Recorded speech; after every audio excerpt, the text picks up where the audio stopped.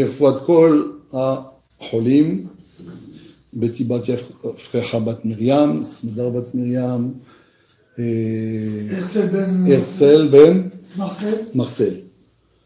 Tous les malades, qu'on entende de bonnes nouvelles, Bezrat Hashem, de guérison et de Kol HaYeshuot, toutes sortes de délivrances pour chacun. On peut, bien sûr. Gilbert Bat Fortuné, Nahama Bat Sagit, Myriam Bat Julie. Peut-être Shachola Amo Israël. Ça, je l'ai dit. Alors, on va commencer. Nous sommes dans la paracha de Vaïgash, la paracha que nous allons lire ce Shabbat. Vaïgash, qui fait suite à la paracha de Miketz. C'est une seule et même histoire qui est divisée en deux parachiotes ici, mais on va voir tout de suite que en fait c'est même bizarre que cette histoire ait été coupée entre ces deux passages. Donc l'histoire, c'est l'histoire de Yosef et de ses frères. Et beaucoup de gens connaissent l'histoire, mais on la connaît de façon générale, sans nécessairement avoir réponse à bon nombre de questions qui parfois sont restées en suspens et parfois on a eu des réponses, mais on n'a pas toujours su les rentrer dans l'histoire et dans les questions que l'on a dans cette histoire. Alors, Vaïgash, c'est lorsque Yehuda, qui s'était porté garant de Binyamin, va plaider la cause de Binyamin et va vouloir se porter à sa place esclave à cause du vol manifeste, donc sur lequel ils ont été pris. D'accord? Donc c'est Yehuda qui s'était proposé pour pouvoir retourner en Égypte et récupérer de la nourriture puisqu'ils étaient dans des années de famine. Alors il faut bien comprendre que dans l'histoire de Yosef et de ses frères, il y a différents passages où on se pose des questions. On se dit, mais pourquoi Yosef a fait cela? On peut comprendre peut-être l'idée générale. Pourquoi est-ce qu'il a fait revenir ses frères une deuxième fois et ensuite fait venir son père la troisième fois? On a une idée globale. Pourquoi Yosef a fait cela? Mais il y a des détails qui nous échappent. Pourquoi est-ce que il les a, accusés d'être des explorateurs? Pourquoi est-ce que il a demandé à faire venir Binyamin? Et parfois on a des réponses et elles sont pas sûres à 100%, puisque on sait très bien qu'il y a différentes versions dans les commentaires. Oui, il peut y avoir des divergences. Certains commentaires qui vont dire c'est plutôt à cause de cela, et d'autres qui vont dire c'est à cause d'autre chose. Et donc on n'est pas encore fixé, et parfois c'est bien qu'on n'est pas complètement fixé, parce que l'histoire de la Torah ne nous dit pas tous les détails. Il y a bien des choses qui restent, sans réponse de la part de la Torah. Mais la plus grande question, c'est pourquoi Yehuda il agit comme ça avec Benjamin, il n'a pas agi comme ça avec Yosef? Pourquoi c'était lui l'instigateur? Alors on va voir ça un peu plus en détail. On va commencer par le début de Vaïgash pour comprendre qu'est-ce qui a fait que Yosef s'est finalement dévoilé à un certain moment. Pourquoi à ce moment-là il s'est dévoilé alors qu'il aurait pu se dévoiler avant ou il aurait pu attendre peut-être encore? Et on a des arguments qui militent dans ce sens. On va voir cela. Alors, Vaïgash elav Yehuda. L'histoire, d'abord, elle est que Yosef est devenu vice-roi d'Égypte et il avait pratiquement tous les pouvoirs et il va profiter de ce pouvoir pour non pas se venger, parce que qui dit se venger, on se serait attendu à quelque chose, à une réaction beaucoup plus violente vis-à-vis des frères. Donc on peut pas parler véritablement d'une vengeance. Si c'était se venger, on sait bien chez nous l'humain, oui, qu'est-ce qui se passe? Quand on te donne une claque et que tu veux te venger, t'en donnes deux. D'accord? Là, non seulement il n'a pas rendu l'appareil, mais il a fait quelque chose de beaucoup moindre. D'accord? Il y a pas, donc, est-ce que c'est une revanche? C'est sûr que non. Mais en tout cas, il y a quelque chose de cela. On ne peut pas dire que il a, dès le départ, il a pardonné. Alors,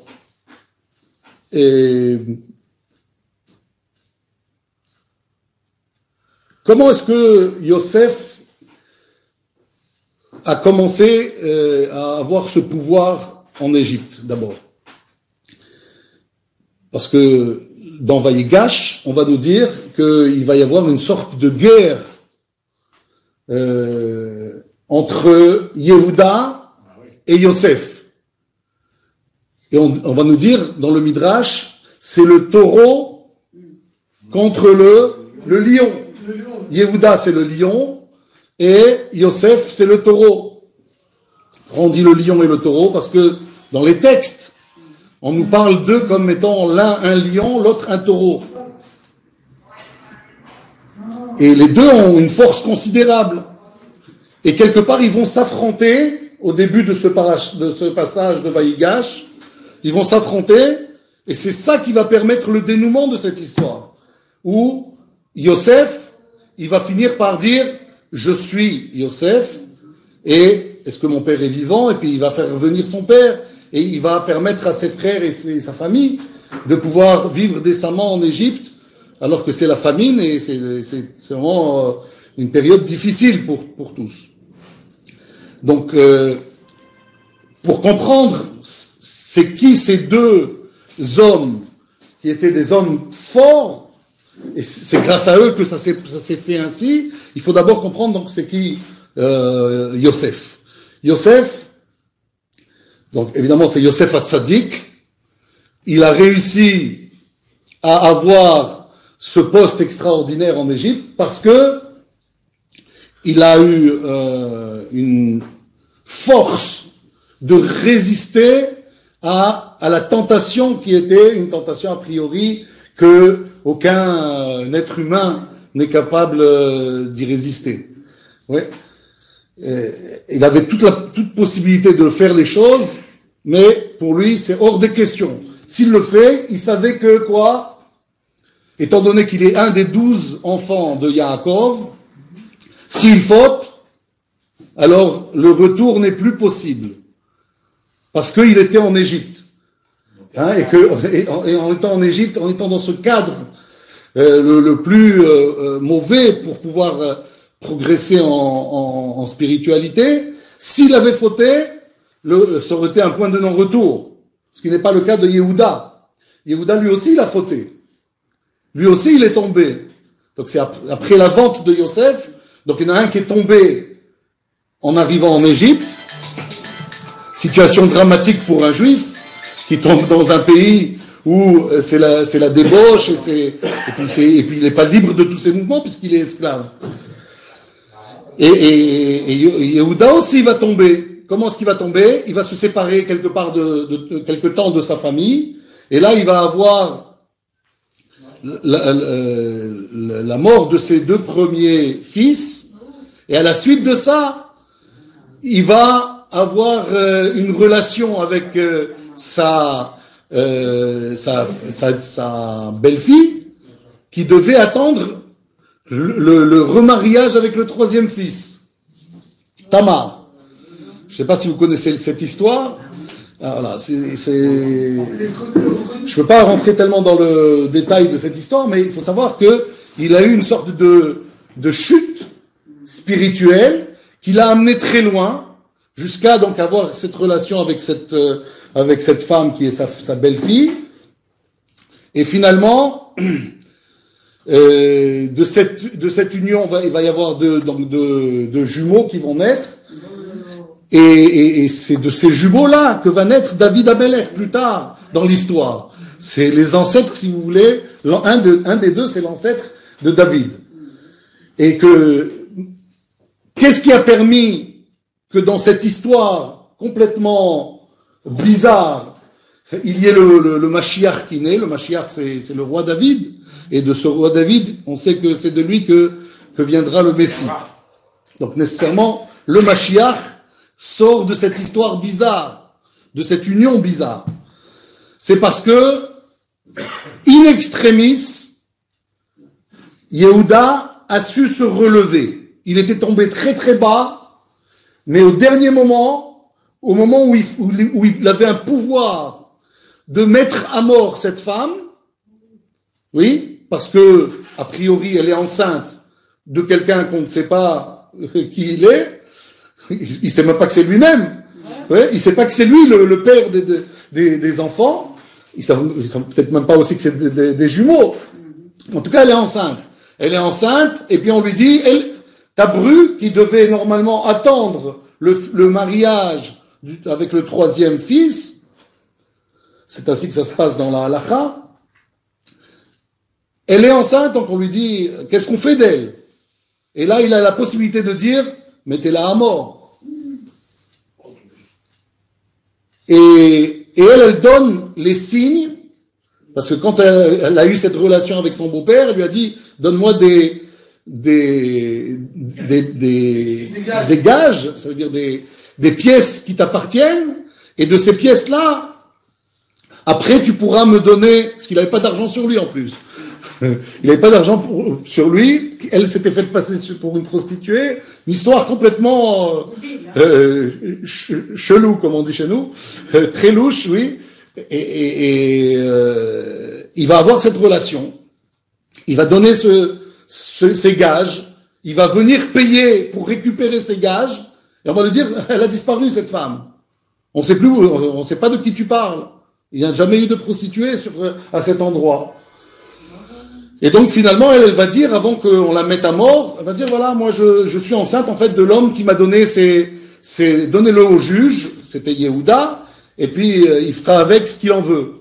Et lui, il aurait pu dire, c'est à moi, je fais semblant de rien, et puis mettez-la à mort, et puis c'est fini. Ni vu, ni connu. Et il va avoir la force de dire, non. C'est elle qui a raison et c'est moi qui ai eu tort. C'est de moi. Et donc, il va la laisser vivre et elle va avoir ses enfants. Et puis, de ça, on dit, cette force-là qu'il a eue, de reconnaître son erreur et de se remettre d'aplomb, c'est ça qui va faire qu'il est ce qu'on appelle le roi. Hein, c'est de lui que la royauté va être attribuée, donc, dans le peuple juif, hein, que de s'attribuer à lui. David, oui, qui était le premier roi après Shaoul. Shaoul était presque une parenthèse, on va dire. Hein, c'était un premier roi, mais de la tribu de Binyamin. Mais après, il y a eu donc David, qui était le premier roi de la tribu de Yehuda.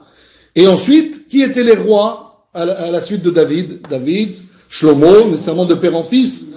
C'est toujours des descendants de David et donc des descendants de la tribu de Yehuda. Oui, mais Israël était partagé en deux, il y avait deux royautés, pas les deux. Alors après, bon, il y a eu une complication, mais il n'empêche que là où il y avait le temple, c'est la Judée. Ah. Et en Judée, il n'y a eu que des rois qui étaient issus de la lignée de David. Et le Mashiach ne peut être que quelqu'un issu de la lignée de David. C'est-à-dire que le Mashiach, il devra prouver, en fait, qu'il descend bien du roi David. Il va montrer les signes de Yehuda. Comprenez? Donc, pourquoi est-ce qu'il a eu droit à la royauté, Yehuda?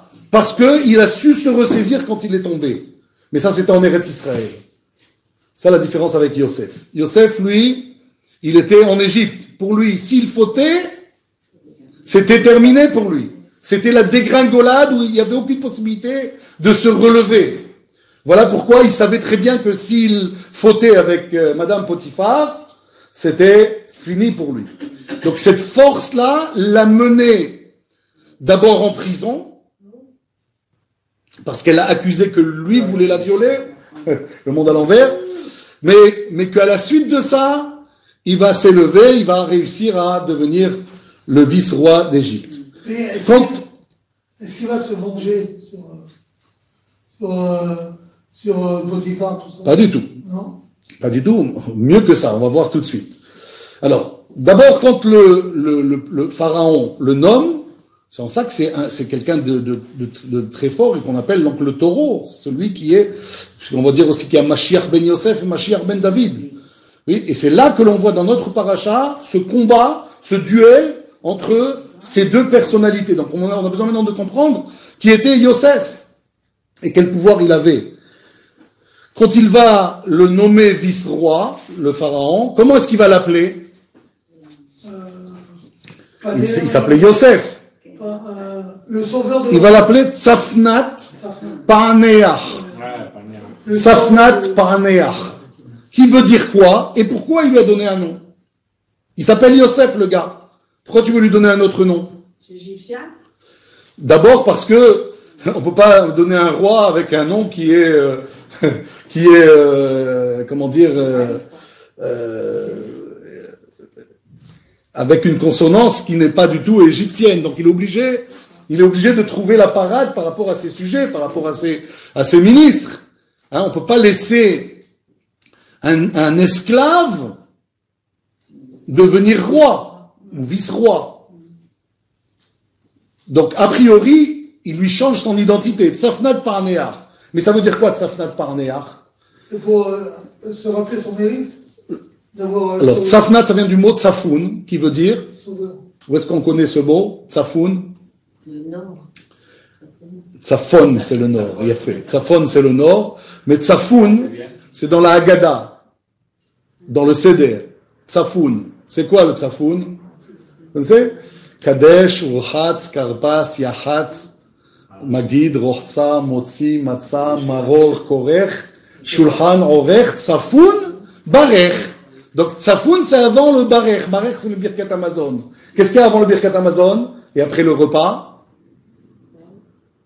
La Ficomène. La Ficomène s'appelle Tsafoun. Et pourquoi on l'appelle Tsafoun? Parce qu'on le cache sous la nappe. Donc on prend le cachet, hein, la chose qui est cachée, et après on fait parce qu'on doit rester avec ce goût-là, hein, après le repas que l'on a pris, on doit avoir le goût de la matzah, qui doit nous rappeler ce que l'on n'a plus aujourd'hui, le goût de l'agneau que l'on sacrifiait, l'agneau de Pâques. Oui, et comme on n'a pas d'agneau de Pâques parce qu'on n'a pas de temple, on n'a pas la possibilité de faire des sacrifices, donc les Chachamim nous ont donné cette mitzvah de manger la ficomène à la fin du repas pour garder ce goût, parce que c'était le goût que l'on devait avoir du sacrifice de l'agneau. Donc, Tsafnat, c'est comme Tsafoun, qui veut dire le mystère. Tsafnat, Parneach, qui veut dire le fait d'élucider. Donc ça veut dire celui qui a élucidé le mystère. Ça veut dire quoi, celui qui a élucidé le mystère? C'est le mystère des rêves du pharaon. Le pharaon a fait des rêves et tout ce qu'on lui dit, il le met à la poubelle. Ça sert à rien, ça marche pas, ça ne me convient pas. Je sens que ça vaut rien. Et puis Yosef, qui est esclave et hébreu, et d'ailleurs on le décrit comme ça, comme pour bien dire au pharaon, surtout, tu le prends, c'est du jetable. Tu le prends, tu l'utilises, et puis après tu lui donnes une petite récompense, une petite babiole, et puis voilà, tu le renvoies. Et non seulement donc le pharaon ne va pas le renvoyer, il va être impressionné, il va même demander un conseil, et ce conseil, il va le lui donner à gérer. D'accord? Comment gérer donc c'est ça, Tzafnat Parneach. Dans le Midrash, on nous dit que Tzafnat Parneach, c'est les lettres de toutes ses qualités à Yosef. Tzadik, Tzafnat Parneach, ça fait Tzadik P Nun Tav, P Aïn Nun Het. Et dans toutes ces lettres, on trouve donc Tzadik, ça veut dire Sofé. Sofé veut dire il voit loin. C'est pas quelqu'un qui voit le bout de son nez, comme on dit. Il voit, il va y avoir 7 années de famine, 7 années d'abondance, 7 années de famine, mais il faut déjà prévoir pour les 7 années de famine, à s'organiser pour les 7 années de... C'est quelqu'un qui voit loin, c'est quelqu'un qui arrive à voir comment les choses vont tourner. Ça, c'est la première de ses qualités. Podé, P, c'est Podé, qui veut dire celui qui les a rachetés, dans le sens celui qui les a sauvés. Le sauveur de l'Égypte, ça va être Yosef. Pourquoi c'est le sauveur? Parce qu'il serait beaucoup mort de faim pendant la famine. Et donc, quelque part, il les a sauvés, c'est Podé. Comme quand on rachète un captif généralement, il est voué à mourir. Hein, vous savez qu'à l'époque, quand quelqu'un était captif, il tenait le temps qu'il tenait, puis il mourait, hein, dans les geôles des ennemis ou autres. Et donc, quand on rachetait, c'est une très grande mitzvah de racheter un captif, c'était lui donner sur la vie. Donc, c'était ça un peu Podé. Nun, c'est Navi, prophète. Pourquoi prophète? Parce que quand il lui a interprété le rêve, il lui a dit, j'étais sur le Nil, j'étais sur la berge. Et Yosef va lui dire, non, tu étais sur le Nil. Et effectivement, c'est ce qu'il avait rêvé. Il avait rêvé qu'il était sur l'eau, pas sur la berge. Mais seulement, il ne l'a pas dit. Et d'autres choses aussi qu'il n'avait pas dit à Yosef, et Yosef le lui a dit, comme si lui-même, Yosef, avait fait ce rêve avant que le pharaon ne le fasse. Et donc il lui dit pas seulement l'interprétation du rêve, mais aussi les détails que le pharaon cache à Yosef, de façon, consciente ou inconsciente. Donc c'est Navi, Tomer, Tav c'est Tomer qui veut dire celui qui va, être actif, entreprenant. Qui va s'occuper de l'Égypte quand on va lui dire tu as tous les pouvoirs? Normalement, il va mettre des gens, il va déléguer, et puis les gens vont faire le travail. Non, il le fait lui-même. Il s'assure que tout va être fait de manière la plus précise possible selon son plan à lui. Donc ça s'appelle Tomer. Poter, ça veut dire interprète. P. On est à Tzafnat, P de Parneach. Aïn, qui veut dire Arum. Arum veut dire malin. Il est aussi malin. Qu'est-ce que ça veut dire malin ici? Pourquoi on lui donne le... Parce que il a su se mettre en valeur pour que, après cette interprétation du rêve, le pharaon le choisisse lui, et que lui, il ne veuille aucun autre gérant de cette affaire. Navon, parce qu'il était perspicace, parce que le pharaon a fait 2 sortes de rêves et que tous les sages lui ont expliqué, ces 2 rêves, c'est 2 choses différentes. Et que lui, il va dire, non, ces 2 rêves, c'est la même chose. Seulement, on veut te prévenir de façon un peu plus implicite. Et donc, voilà pourquoi tu as rêvé 2 fois de manière différente, pour insister un peu plus sur l'idée qu'il faut s'y mettre dès maintenant. Donc c'est Navon. Et puis il y a Hosé. Het de Hosé qui veut dire celui qui voit aussi dans les astres. Parce que aussi, pour pouvoir être nommé vice-roi, il fallait avoir aussi une part de voyance. Hein, il fallait de la voyance. Et tous les Égyptiens étaient généralement des gens qui voyaient dans les étoiles, qui voyaient l'avenir des choses. Voilà donc ce que dit le Midrash sur Tzafnat Parneach, pour que l'on comprenne qui est Yosef. Et il y a encore une autre idée, et je m'arrête sur le Tzafnat Parneach. Pourquoi on l'a appelé Tzafnat Parneach, qui veut dire celui qui a, la mère, elle a été cachée, et le fils est devenu un fils prodige. Ça fait référence à quoi? Au moment où Esav devait venir rencontrer Yaakov quand il a quitté Lavan. On dit que Vatigashna, toutes les femmes, elles se sont rapprochées, elles et leurs enfants. Elles se sont approchées, elles et leurs enfants, vers Esav.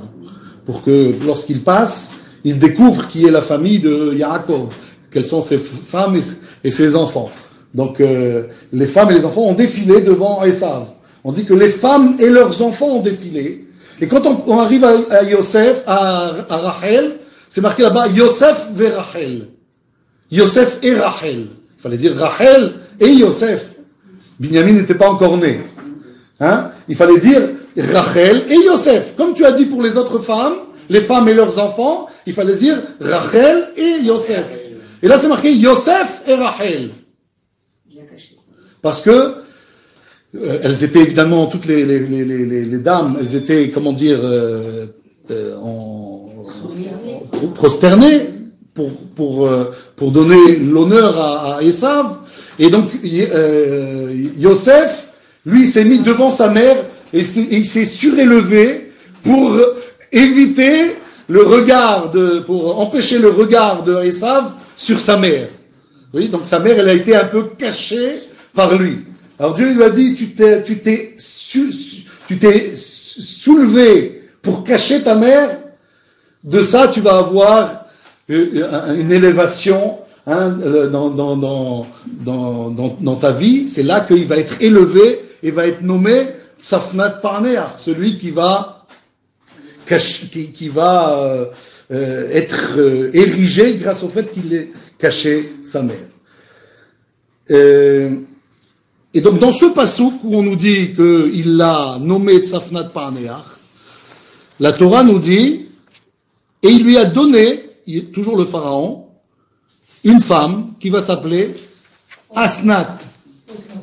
Asnat, c'est écrit Asnat. Exactement, c'est comme ça qu'on doit le lire a priori.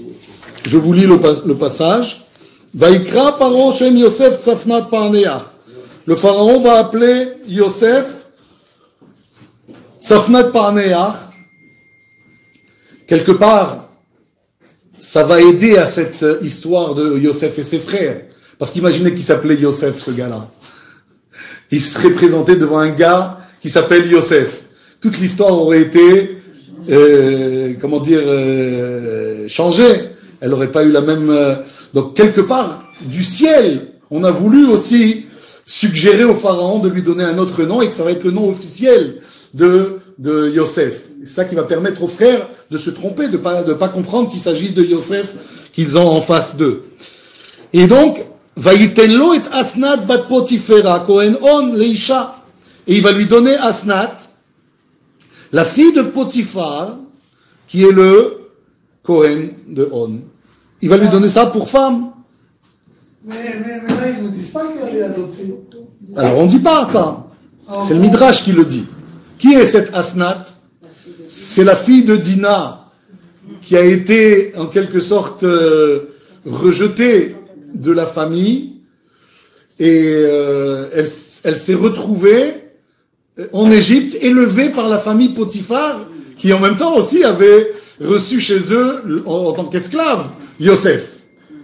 Et alors pourquoi est-ce qu'il va lui donner cette femme à Yosef? Pour qu'il reste dans le giron entre nous. Pour démontrer que c'est ni un esclave, parce qu'un esclave, c'est un esclave d'origine, on va dire. C'est ça un esclave pour les Égyptiens. Un esclave, ça veut dire il y a des peuples qui étaient des esclaves. Et puis il y a des personnes qui sont arrivées, ils sont devenus esclaves par accident. Donc celui-là qui était esclave effectivement n'était pas un véritable esclave, c'était un esclave par accident, comme lui-même il le dit, Yosef. Il dit je suis arrivé dans cette situation pas parce que je suis esclave d'origine. Et donc, on veut prouver par là que il n'est non seulement pas esclave, ni non plus ce qu'on a accusé, c'est quoi? On l'a accusé d'avoir voulu violer la femme de son maître. Or, cette fille-là, elle vient de qui? De Potiphar. Si cette fille qui a été élevée par Potiphar, elle va être donnée à Yosef, ça va laisser entendre au pays que ce n'est pas un esclave, parce que jamais un homme va donner sa fille adoptive à un esclave, et il ne va pas donner non plus sa fille adoptive à celui qui a tenté de violer sa femme. Vous voyez? Donc quelque part, c'est une réhabilitation complète de Yosef. Voilà pourquoi, quand il va le faire passer sur toute l'Égypte, il va lui faire traverser l'Égypte, quelque part il va lui faire une publicité qui va lui donner en fait tous les pouvoirs. Et on va le voir par ailleurs que Yosef, il va utiliser ce pouvoir de manière entière. Mais Osnat, c'est un prénom juif ou égyptien? Bonne question, je ne sais pas. Si, il y a les Je sais pas. Il a changé. Asnat, je ne sais pas. elle s'appelle Asnat. Bonne question, je ne sais pas. Il y a peut-être une réponse quelque part. Alors, Oui, mais on dit que. alors je me dépêche un peu parce que on n'a pas beaucoup de temps et il me reste quelques éléments importants à vous transmettre.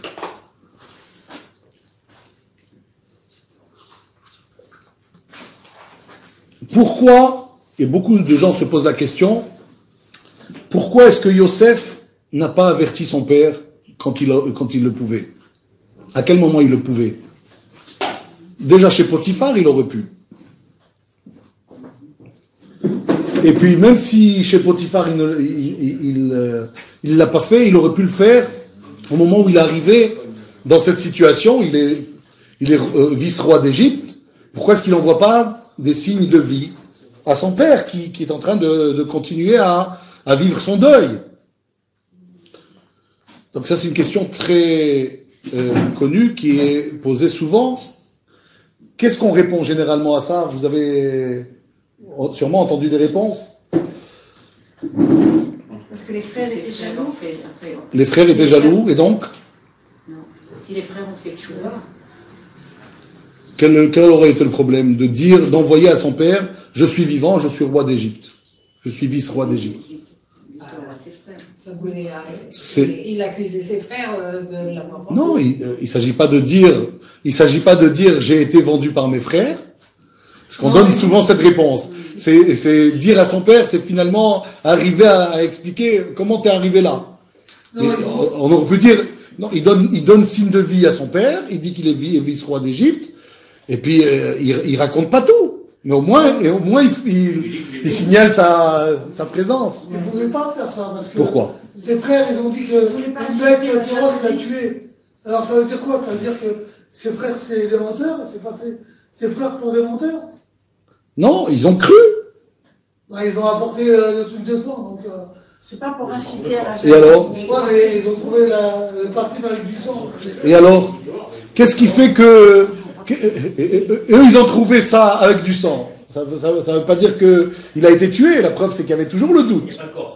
Il n'y avait pas le corps. On n'avait pas trouvé le corps. Donc, a priori, on aurait pu dire, bon, C'est quelque chose de Dieu. il a échappé, il a été blessé. On peut dire il a été blessé, échappé, il a échappé à la mort, et puis il s'est retrouvé finalement en Égypte. Rien n'empêchait de dire ça.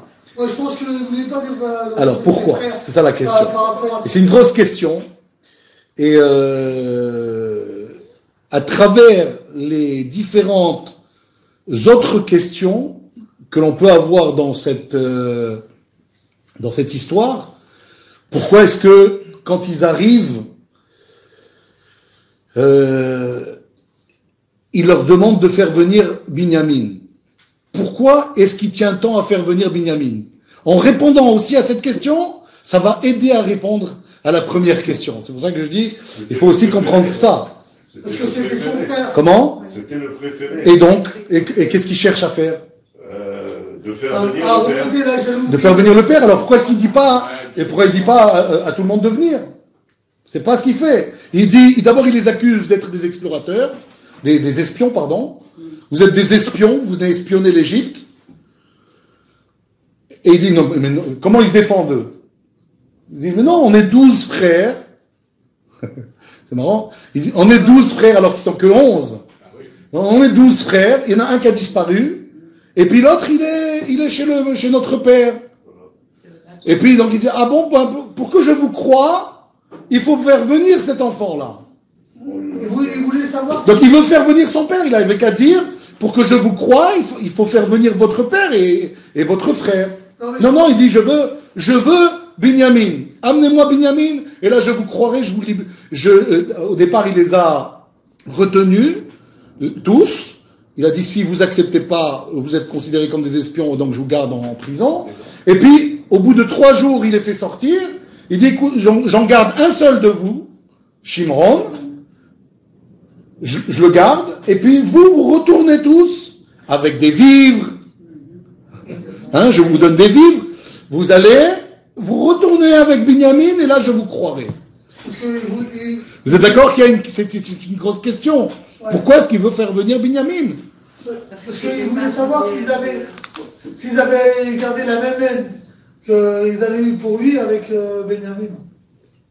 Et donc, il veut vérifier qu'ils n'ont pas de haine envers Binyamin. Voilà. Très bien. Donc ils font venir Binyamin. Et puis là, il leur tend un piège. Il met sa coupe dans le sac de Binyamin. Et puis quand il les laisse partir, il les rattrape rapidement. Et là, il dit, on va fouiller vos bagages parce que quelqu'un a volé la coupe de notre maître. Et évidemment, on trouve là où on a posé le piège. D'accord? On retrouve donc effectivement la coupe dans le sac de Binyamin. Vous voulez savoir s'ils étaient tous solidaires? Et là, donc, on le récupère, on dit, il va être esclave. Alors, il va être esclave, et ensuite, vous retournez. Et c'est là que Yehuda va défendre Binyamin. Et quand il le défend, à un moment donné, Yosef, il dit, c'est bon, je me déclare, c'est moi. Pourquoi? Ça marche pas, d'après ce que vous dites. Vous avez dit, qu'est-ce qu'ils cherchent à vérifier? Ils sont tous solidaires avec... Ici, ils sont solidaires avec Binyamin. Est-ce qu'ils sont solidaires avec Binyamin? Oui. Non. Pourquoi non? Pourquoi non? Parce que Yehuda s'est porté garant. Si c'était pas porté garant vis-à-vis de son père, a priori, peut-être qu'il aurait dit, il a volé, tant pis pour lui, et il reste là-bas. Donc ça prouve pas encore que Yehuda, il aurait tout fait pour Binyamin. Il l'a fait parce que, et tout ça, on peut dire aussi que peut-être il raconte des bobards. Qui dit qu'il raconte pas des bobards? Que le père n'est pas vivant encore. Et qu'il n'y a rien à tirer de cela, a priori. Donc, pourquoi est-ce que Yehuda veut récupérer Binyamin? On ne sait pas. Il y a peut-être un doute, en tout cas. Donc, qu'est-ce qui va faire que Yosef va, oui, comprendre que Yehuda veut sauver Binyamin et qu'il est sincère? Il va dire. Alors, la réponse, je vais aller très vite en fait, parce que malheureusement, on n'a pas beaucoup de temps et on veut plus ou moins répondre aux questions que l'on vient de poser. Même s'il y a encore d'autres questions, et on ne pourra pas répondre à toutes les questions. Il y a un moment dans l'histoire de Yosef qui peut nous amener à comprendre pourquoi Yosef va faire tout ça. Parce que souvent on dit, qu'est-ce qui a fait que Yosef voulait faire venir le Binyamin? C'est parce qu'il a rêvé au départ. Et il a rêvé que 11 étoiles se procèdent. Souvent on répond ce genre de réponse. Oui, c'est comme il avait fait les rêves, alors il a vu que quand ils sont arrivés à 10, le rêve ne s'est pas encore réalisé. Pour qu'il se réalise, il faut qu'il revienne avec Binyamin. D'accord. Mais ça répond pas non plus aux questions, parce que, pourquoi ça répond pas aux questions? Parce qu'on a une grosse question sur Yosef. Yosef, tu vois que ton père souffre énormément. Tu te dis, rien que pour mon rêve qui se réalise, je continue à laisser mon père souffrir X années encore. Ça tient pas la route. Donc comme on a ce problème-là, on est obligé de dire qu'il y a autre chose derrière. Qu'est-ce qui se cache derrière ce plan que Yosef est en train de mettre en place? La réponse, elle se trouve dans au moment où il se marie, il a des enfants. Il va nommer ses enfants. Comment est-ce qu'il va les nommer, ses enfants? Le premier s'appellera Ménaché. Le second, Ephraïm. Pourquoi est-ce qu'ils appellent Ménaché et Ephraïm? Ménaché, le texte dit, pourquoi est-ce qu'il appelle Ménaché? Je vous lis,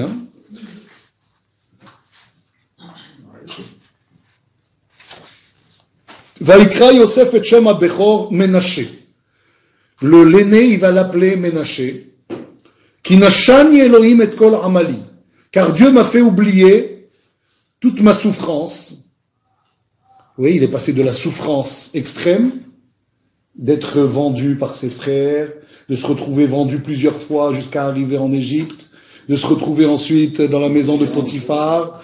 Ensuite, il est accusé d'avoir violé la maîtresse de maison. Ensuite, il est jeté en prison. Ça va durer 10 ans. J'ai toute cette souffrance-là. Il dit, Dieu va me faire oublier ça. Comment il va me faire oublier? Pourquoi on dit c'est Dieu qui va me faire oublier? Parce qu'après cette souffrance, il l'a monté au plus haut. Et sans cette souffrance-là, jamais il aurait eu ça. Donc Yosef sait reconnaître à Dieu que la souffrance qu'il a vécue, elle aura servi à quelque chose de grandiose, de l'amener là où il a été amené.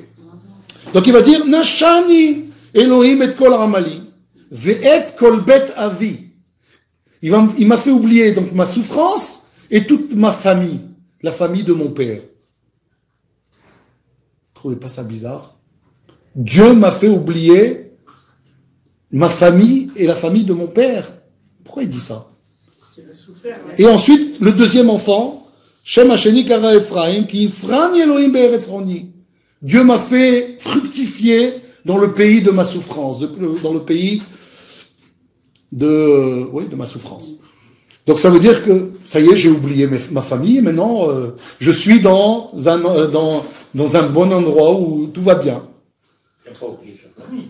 C'est ce qu'il dit, pourtant. Il aurait pu dire, Dieu m'a fait oublier ma souffrance. Il dit non, Dieu m'a fait oublier ma souffrance et ma famille. Ah bon, ta famille, tu l'as oubliée? Mais justement, on vient de comprendre que... Il dit que sa famille l'a oublié. Lui, il oublie sa famille. Et en fait,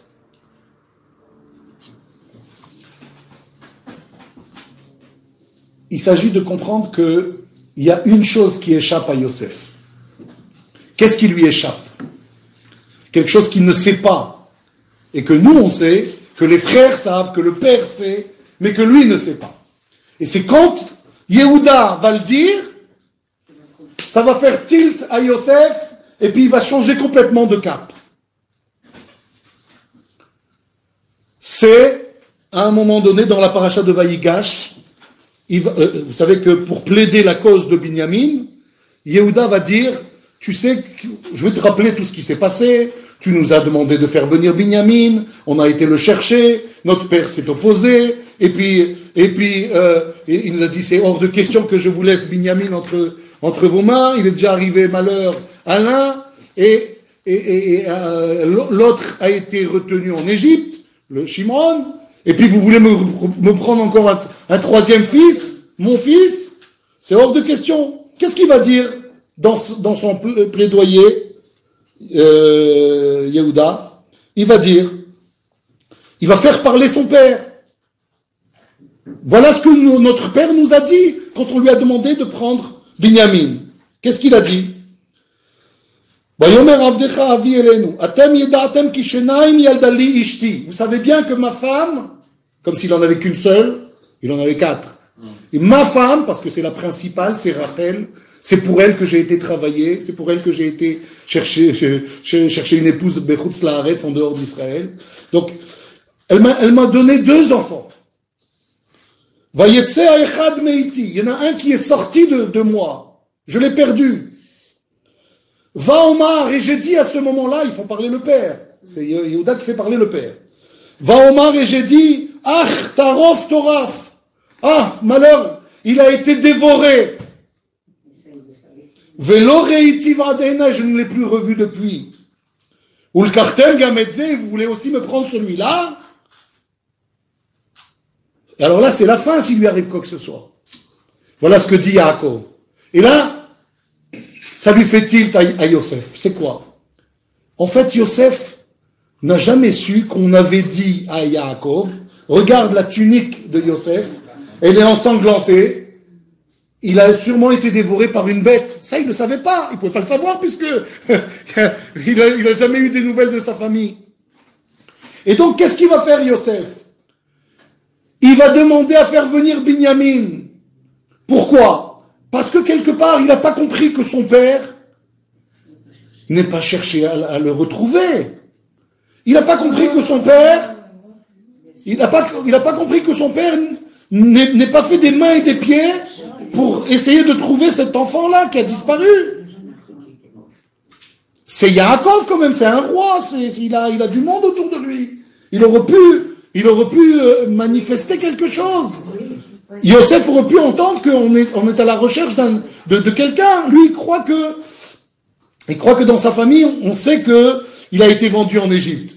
Mais il ne sait pas qu'on l'a trahi en disant il a été dévoré. Voilà la preuve qu'il a été dévoré. Et c'est quand Yehuda va dire, il va faire parler le père en disant il a été dévoré, je ne l'ai plus revu depuis. Il va se dire, oh là là, mais j'étais dans l'erreur la plus totale. J'en voulais presque à mon père et à mes frères.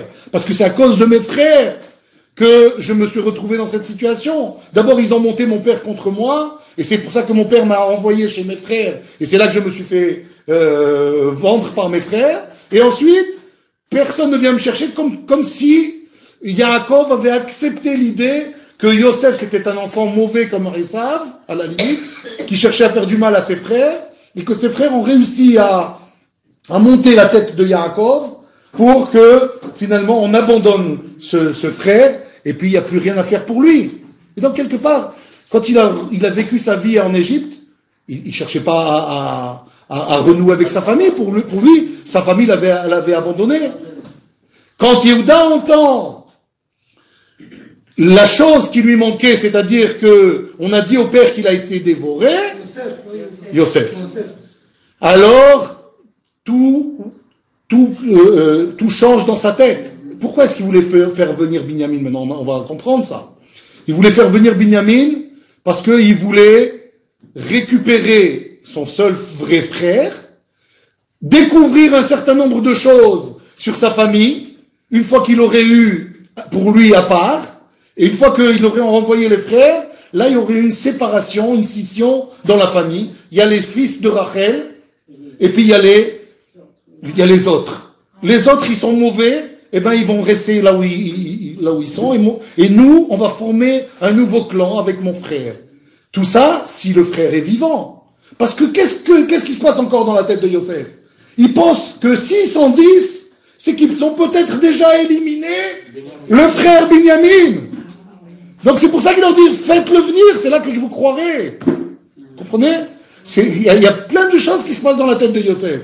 Yosef, il pense qu'il y a un problème de fratrie.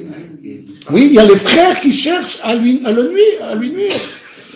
Et donc, tant qu'il n'a pas l'assurance que Binyamin est vivant, il va tout faire d'abord pour l'avoir, et une fois qu'il va l'avoir, il va mettre le piège de la coupe pour garder Binyamin, et là, une fois qu'il aura eu pour lui tout seul, il se serait déclaré, c'est moi Yosef ton frère, raconte-moi qu'est-ce qui s'est passé depuis que j'ai disparu de la famille, et là, il aurait eu le fin mot de l'histoire.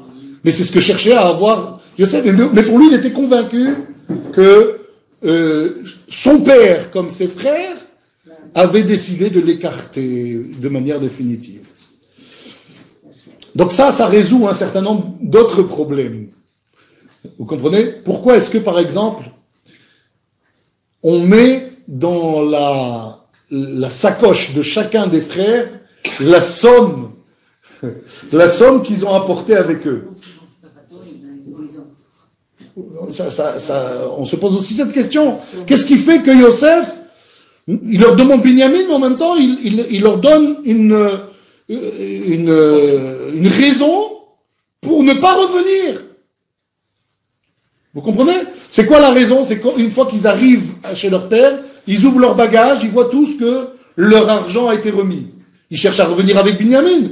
Mais imaginez que, arrivés avec Binyamin, on leur dit, vous avez volé l'argent que avec laquelle vous avez payé vos vivres, et donc on va vous garder tous comme esclaves parce que vous êtes des voleurs. Et donc quelque part, ils se retrouvent tellement piégés qu'après tout, s'ils avaient aucune raison de revenir, ils seraient pas revenus. Et là, au moins, Yosef aurait su qu'effectivement ses frères n'ont pas fait teshuva et qu'il ne cherche pas à récupérer Shimon, puisqu'il a gardé Shimon. Vous comprenez? Donc si vous voulez, Yosef va avoir ce combat avec, ce duel avec Yehuda, et Yehuda va lui dire quoi? Vaïgash Elav Yehuda, c'est la paracha de la semaine. Vaïgash. Ça veut dire quoi, Vaïgash? Les Chachamim nous disent, ce mot-là, il est utilisé à 3 reprises dans des contextes différents. Vaïgash, on le voit par exemple quand quelqu'un va en guerre, c'est marqué Vaïgash. Quand quelqu'un, dans un autre contexte, quand quelqu'un va trouver un moyen, comment on appelle ça, le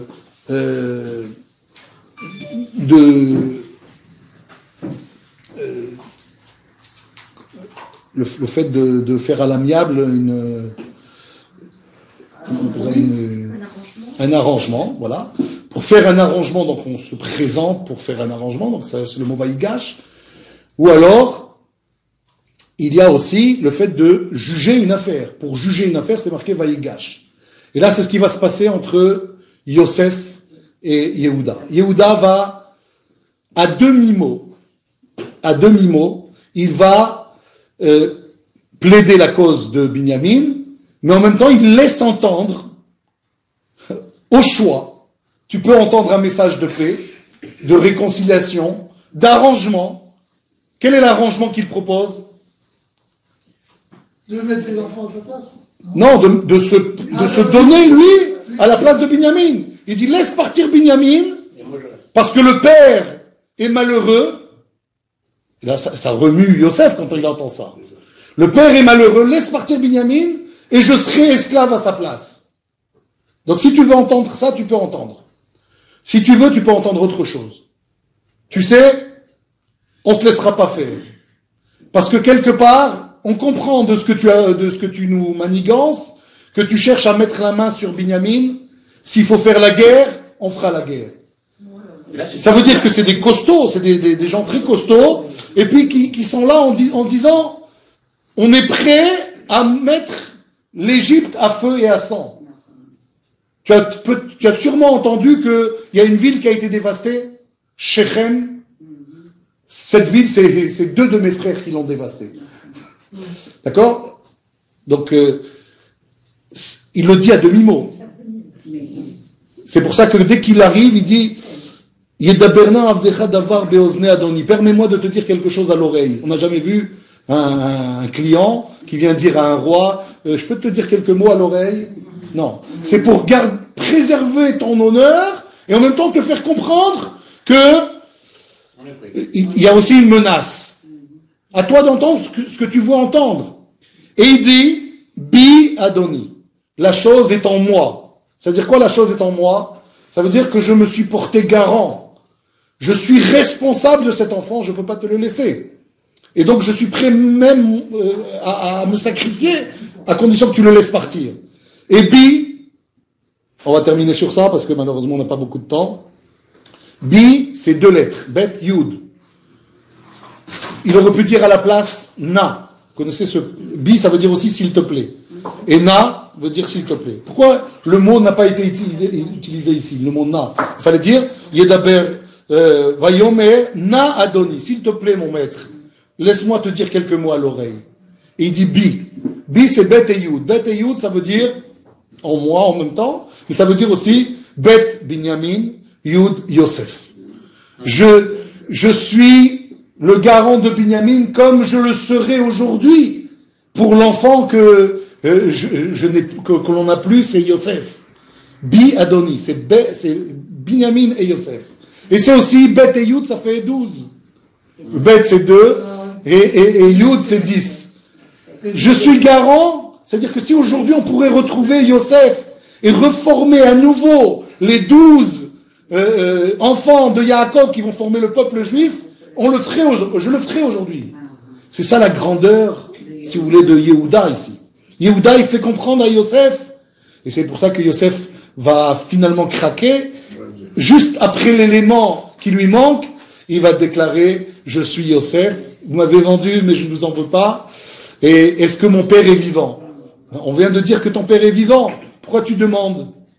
Non, il y a les questions que je posais au moment où j'avais un doute, est-ce que mon père avait toujours de l'amour pour moi? Et puis, lorsque j'ai compris que oui, et là je dis, est-ce que mon père il est vivant? Est-ce qu'il réagit il réagirait à cette nouvelle?